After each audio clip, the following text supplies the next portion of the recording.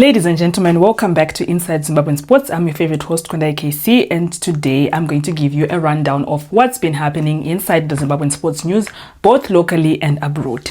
And today I'm going to definitely start with athletics. Yes, we have Makarawu, our Olympics finalist. He was one of the Olympic finalists with Makarawu, and this year he managed to have a personal best of 14.96 seconds at the Mirama Invitational, and he also managed to break the 150 meters African national record. So congratulations to Makarawu. I know he's capable of actually winning Athlete of the Year, and I know he's capable of even doing better things than this. I hope to see him in competitions like the Diamond League and the Grand Prix and all those kind of things, and definitely LA 2028. I'm hoping to see him, and I'm hoping that he also manages to get a medal, be it bronze, silver, gold, whatever.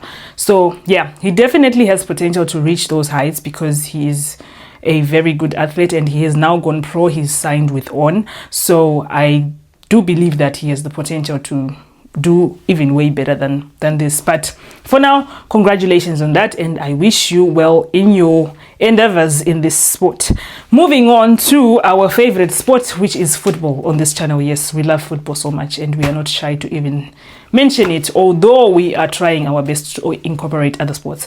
Football is the reason why we opened this channel. We have our very own Marshall Munetsi, who managed to win Player of the Month at Paris FC, where he is currently on loan, and also considering that he might probably make a permanent move there if Wolves agrees, of course. He managed to play 12 games, and on those 12 games he started 8 games, and in those 8 games he managed to score 4 goals in total. So congratulations to Marshall Munetsi. This is well deserved. He's been having a really good run at Paris FC, and I do hope that he actually manages to move back there, because with Wolves the situation is not really good right now.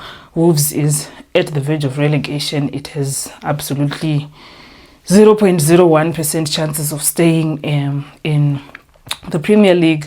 So I think him moving to French League One will be a bit more sustainable for him, and it will probably help him to reunite with his family, because that's also one of the important things. He seems like he is a family man, so I do hope that he manages to stay at Paris FC. It's also to follow the Paris FC page. And one thing about these social media managers, when they see that they've signed a Zimbabwean or they have a Zimbabwean in their club, they know that Zimbabweans will flock in the comment section, so they always make sure that they post our players a bit more so that we engage with their pages. And I see a lot of pages have grown because of that. We've seen it with Motherwell FC. The only way for us not to vote for Tawanda as Player of the Month is if he's not nominated. Because as long as he's nominated, even if he scored 1 goal, even if he didn't score anything, we are still going to vote for him, because and we are definitely going to support one of our own. So kudos to Munetsi, and I definitely wish him the best in his career, and he definitely has a long way to go. I hope to see him back at the Warriors. Whatever is going on, I don't know if it can be resolved, because I really don't know what happened for him to be in a position where he's not selected for important games. There are reasons to it, which are best known to him, best known to Zifa, best known to Marinika. But my desire, and I think with other fans as well, is to see him back in the Warriors squad, because he's a very important and vital person to the squad as well. Moving on to the next thing, what do we have on the list? Yes, the Warriors are all set for the Unity Cup in the UK, which is running in May, from the 26th to the 30th of May. And the opener of the semi-finals is going to be Zimbabwe versus Nigeria. It's not going to be easy, like I said in the previous video. So the Super Eagles are not a joke. We have the likes of Iwobi, we have the likes of Lukman, who's at Atletico. We also have a lot of other players who are at Fulham, who are playing at high level. And we have Victor Osimhen, who's also playing at Galatasaray. Yes, Galatasaray. So the squad has a lot of people who are playing high level professional football, and as compared to our squad, we don't really have people who are playing top flight football as compared to Nigeria. But I do know that we can hold it down. We can if we want to, and if we have the right strategies and if the right squad is selected. Hopefully there will not be any crazy injuries that will stop us from, winning this, or at least, getting second place or whatever. But as long as we don't finish last, I will be very happy with it. I mean, we won a Mukuru Four Nations tournament. Yes, this one is not going to be easy because it's with the Giants, but it pushes us to our limit to say, Guti, Aiwa, Ijishika, Tinos now, just like how other countries are doing, and it will help us to probably see our weaknesses and where we can improve to also match up with the high level football that other countries have. So I wish the Warriors all the best. I will definitely be discussing this when the games are being played. We can do a watch along if you guys want, and if not, then we can definitely discuss this after the match is played. But yeah, that is it for the Warriors now. And still on that note of the international players, we have Bill Antonio. He came off from the bench to end KV Mechelen a draw against KAA Gent, marking his first goal of the season. So congratulations to Bill Antonio.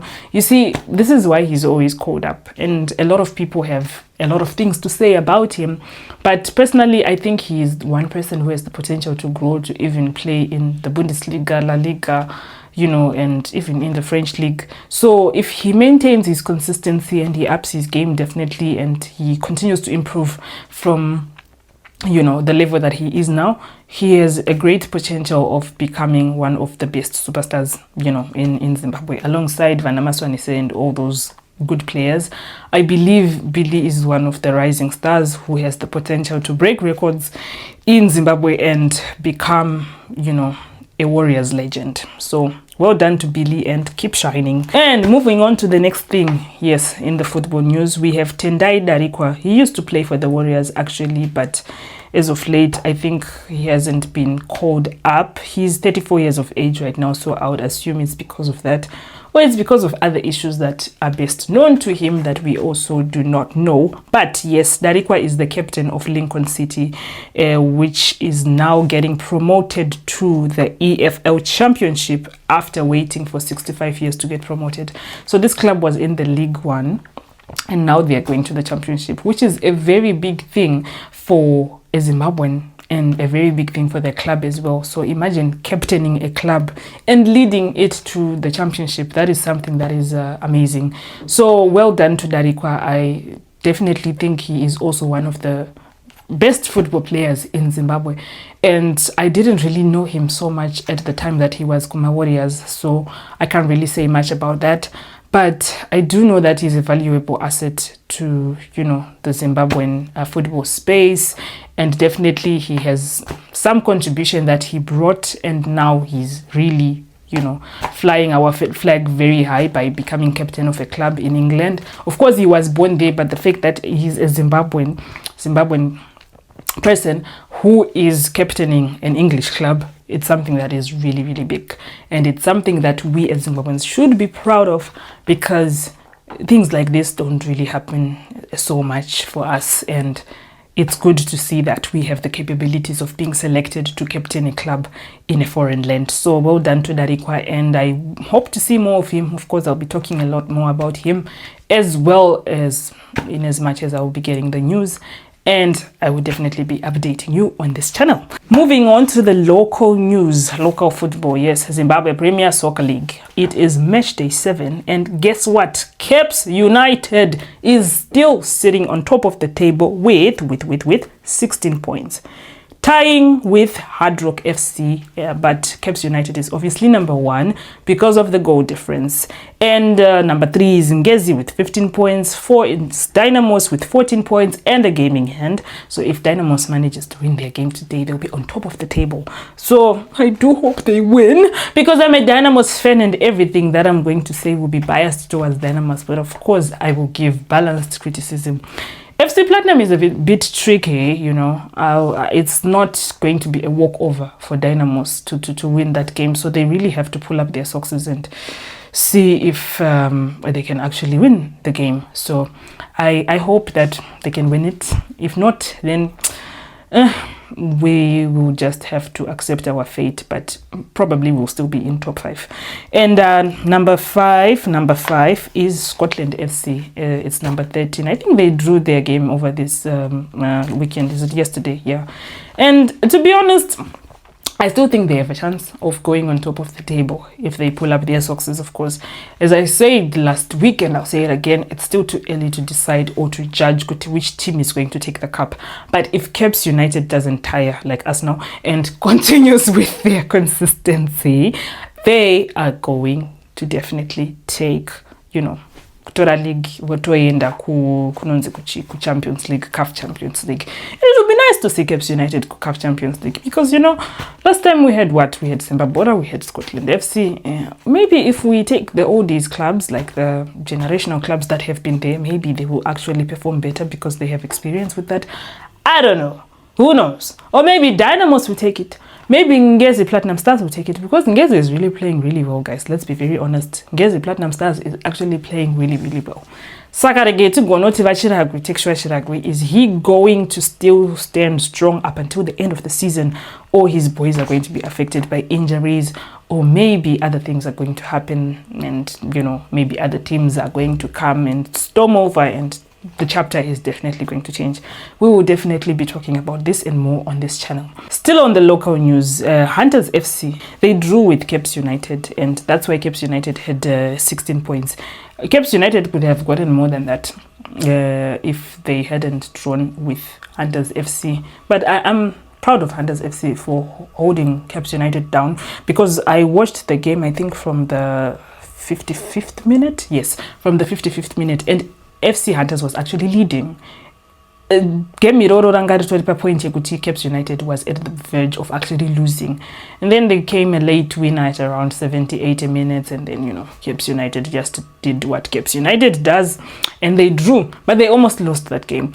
But anyways, a point taken is better, like what Vachiragwi said. He said a point taken is better than going home with nothing. So kudos to them, to Hunters FC, and also to Caps United for showing the reason why they are one of the biggest clubs in the country. And Hard Rock FC, they closed the gap from having 13 points to having 16 points by winning 1-0 over Agama. Agama FC, I feel so sorry for them because I don't know if they have a win yet in the past 7 games. They are somewhere at the bottom of the table, and I do hope they don't get relegated, because I feel like this PL experience is a chance for them to actually develop and to get better players as well, and also probably the chance to get better funding, because sponsors prefer to sponsor PL teams because they have more coverage and all those kind of things. So yeah, we will see what happens. Maybe there are some superstar players that are going to come out of Agama FC. It's good to see them in the PL, and I can only wish them the best.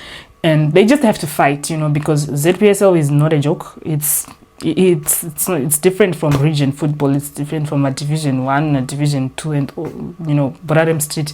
So I know that they are capable of doing it, but it's just that when you're meeting with organized teams who have stadiums, by the way, stadiums like Vana Hard Rock, and Vana Caps, Dynamos, it's very difficult to hold them down. Probably they can pick up points from other mid-table clubs right now. Maybe. We will see what will happen in the future, definitely, and we will talk about it on this channel. And the Caf African Schools finals was hosted at Ngoni Stadium, and Zimbabwe had the privilege of having Mr. Magwizi and also Mr. Motsepe at the tournament, and also other legends like Wanasimpiwe Shabalala at the tournament. And the final results were like this. For the girls' championships, Ghana won, and for the boys' championships, Senegal won, and both teams received a prize of 300 $100,000 US. I do hope that this money is equally and fairly distributed to the kids, because they really worked hard to reach to this point. And you know, I'm proud of my country for hosting this tournament. I'm proud of Gateway Schools for actually giving us the grounds for Ngoni Stadium and all.